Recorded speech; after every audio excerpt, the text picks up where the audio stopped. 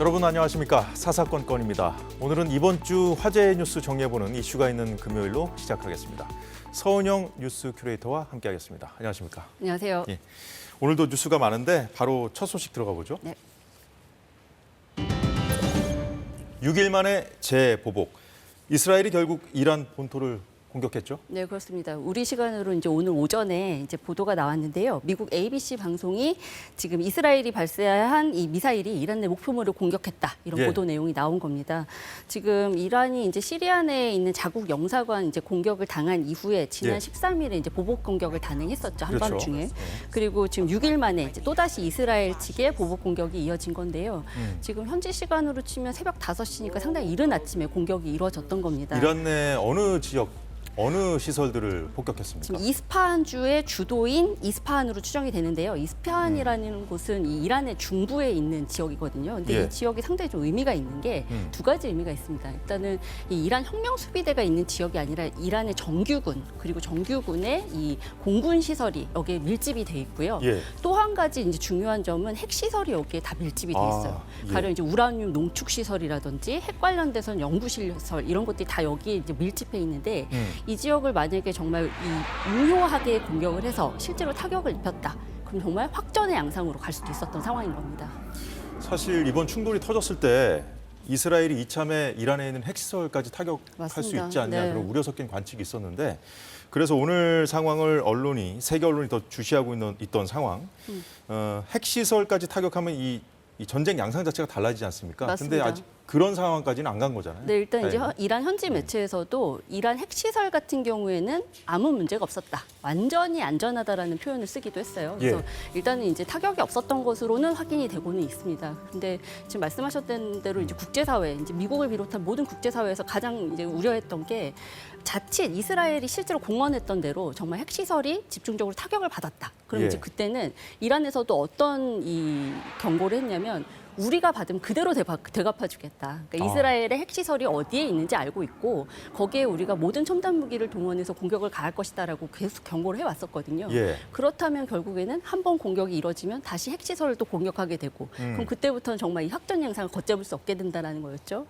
근데 일단 현재로서는 이제 이런 가능성은 일단 잠재워져 있다라고 할 수 있겠습니다. 그럼에도 불구하고 핵시설 인근을 타격했기 때문에 아슬아슬한 상황이라고 볼 수가 있는데 자, 그동안 지난 주말에 이란이 이스라엘 본토를 보복 차원에서 공격을 했잖아요. 그렇습니다. 그 이후에 이제 미국의 만류가 있었고 그럼에도 불구하고 이스라엘은 공격을 받으면 무조건 꼭 되갚아주는 그런 나라이기 때문에 보복 공격을 하지 않겠느냐는 관측이 계속 제기돼 왔었는데 결국은 보복을 강행을 한 거죠. 네, 일단은 지금 이제 이스라엘 측에서는 미국의 우려에 충분히 이제 이 계획에 대해서 설명을 했다라는 이야기가 흘러나오고 있고요. 특히나 이제 미국 현지의 이제 보도 내용도 역시 그렇습니다. 그러니까 이 백악관이나 국무부에서는 공식적으로 우리가 이제 이 계획을 알고 있었다라고 이야기는 하진 않는데요. 그러니까 어쨌든 지금 이제 사전에 분명 통지가 있었을 것이다. 왜냐하면 이란도 사실 공격을 했을 때 미국에 통지를 했다라고 물론 미국은 부인하고 있습니다만 이제 그런 상황이고 지금 이제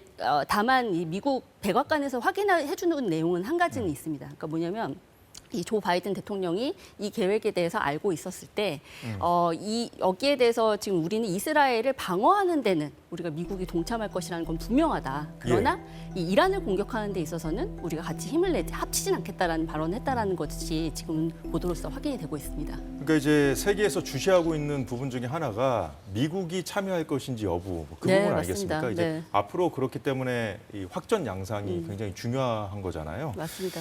그래서 일단 이스라엘도 이번에 이제 공격을 하기 전에 만반의 대비를 했을 텐데 이제는 이란이 또다시 반격할지를 좀 주시해야 되는 그런 상황이 됐군요. 그게 지금 이제 가장 두려운 상황이죠. 근데 지금 이제 직전에 지금 한 가지 속보가 나온 게 있는데 이란 측 인사가 이 즉각 대응 계획은 없고 공격 배후가 누구인지는 불분명하다라는 발언을 했다라는 거예요. 그럼 지금 이 발언으로만 봤을 때는 공격을 받은 것은 맞는데 우리가 여기에 대해서 지금 당장 보복을 하진 않겠다라는 뉘앙스로 일단 해석이 좀 되거든요. 그래서 지금 당장은 이 긴장 관계가 조금은 이제 더 높아지진 않는 상황이라고 할 수 있습니다만 그럼에도 불구하고 우려는 계속될 수밖에 없겠죠. 왜냐하면 이게 이 타격 몇 시간 전에 이란에서 이제 어떤 발언이 나왔냐면 이제 외무장관이 CNN과의 인터뷰에서 이스라엘이 이란에 반격한다면 우린 즉각적이고 최대 수준으로 대응할 것이다. 이렇게 이야기를 했는데 몇 시간 후에 이렇게 공격이 이뤄졌던 거예요. 그러니까 공개적으로 밝히는 네. 입장만 봐서는 앞으로 어떻게 나올지 알기 맞습니다. 어려운 상황이 계속 맞습니다. 전개가 그래서, 되고 있기 때문에 네. 예.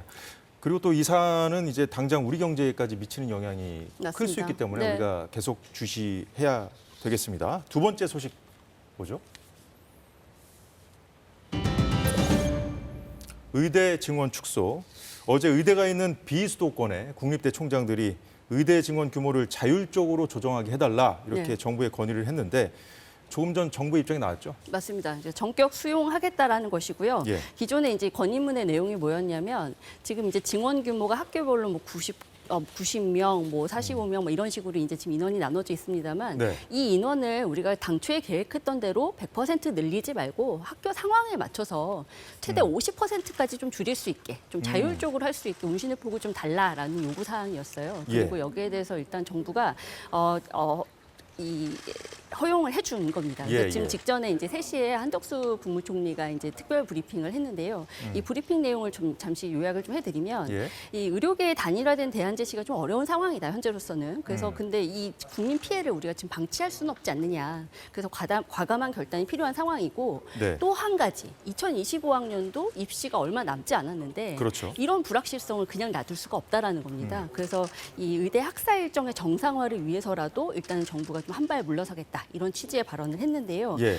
역시 이제 말씀드린 대로 일단 이제 이번에 건의를 한 6개 이제 비수도권 국립대학 외에 이제 전체 의대가 있는 학교 수가 사립대까지 합쳐서 32곳이거든요. 그러니까 이 32곳까지 이 가능하다면 예. 이제 이 인원을 조정할 수 있게끔 좀 이렇게 허용 범위를 좀 넓혀주겠다라는 이야기들을 이번 브리핑에서 한 것으로 보입니다. 당장 내년부터 이제 증원하기로 한 만큼 100% 채워사기가 좀 어려우니까 네. 2025학년도에 한해서 그렇습니다. 일단 자율적으로 조정할 수 있게 네. 그렇게 해준 거죠.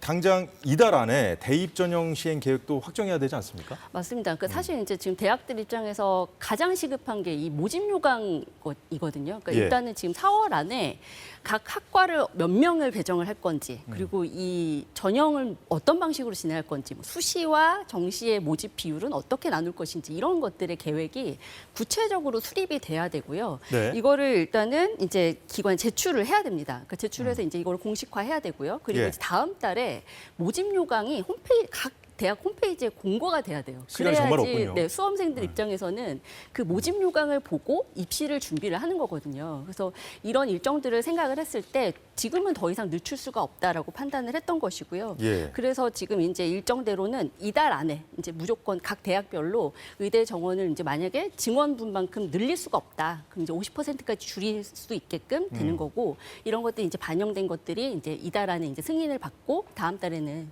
공고가 될 것으로 보입니다. 그렇군요. 지금 이렇게 상황이 진행 중이지만 전공의들은 여전히 병원 밖에 있는 상황이고 네, 의사단체 등 이 의료계가 네. 이제 배제된 상태에서 상황이 진행되는 거잖아요. 의료계 입장은 어떻습니까?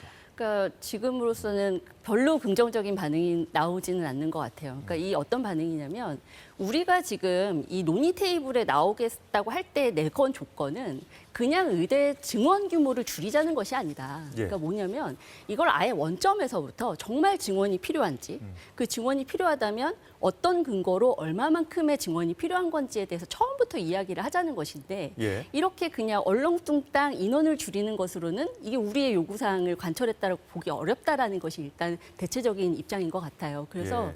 지금 전공의들 중에서는 이 정도의 안을 가지고 지금 대화 테이블에 돌아오진 않을 것이다라는 입장들을 좀 얘기하고 있고요. 예. 그리고 이제 또 한 가지는 지금 이제 이 논의의 방식이 먼저 국립대 총장님들께서 모여서 이제 우리가 이 인원을 늘릴 수가 없으니까 좀 줄이게 해주십시오. 정부에 건의를 하고 정부가 그걸 받아들이는 모양새가 됐잖아요. 네. 그러니까 이거에 대해서 지금 의료계에서는 이게 무슨 이 대리전을 하는 것도 아니고, 그러니까 직접 이제 정부가 나서서 이 의료계의 입장을 수용하고 거기에 이제 반영을 하는 모습을 보이는 것이 아니라 예. 이거는 이제 그야말로 그야말로 뭐 어설픈 봉합이다 이런 이야기들을 하는 겁니다. 의사협회 홍보위원장도 입장을 냈군요. 네, 맞습니다. 그러니까 지금 페북에도 이제 입장을 올렸는데 예. 이런 것들 보면은 결국에는 정부가 나서서 이제 이야기를 목소리를 내줘야 할 것을 지금은 이제 그런 목소리를 내지 않는 것이 답답하다. 그러니까 이런 식으로는 더 이상 대화의 진척이 없고 탈출구도 없다. 이런 이야기들을 하고 있는 겁니다.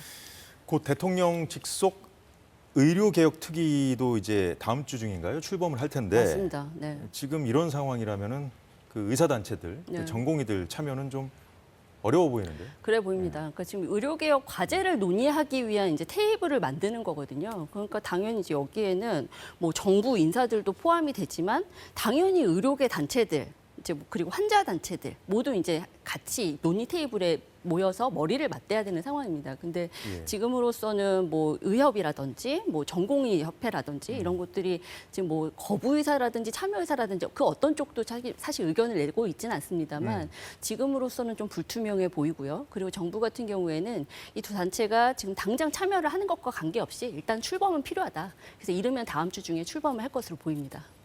예. 예, 여기까지 듣도록 하겠습니다. 지금까지 이슈가 있는 금요일이었습니다. 서은영 뉴스 큐레이터 수고 많으셨습니다. 감사합니다.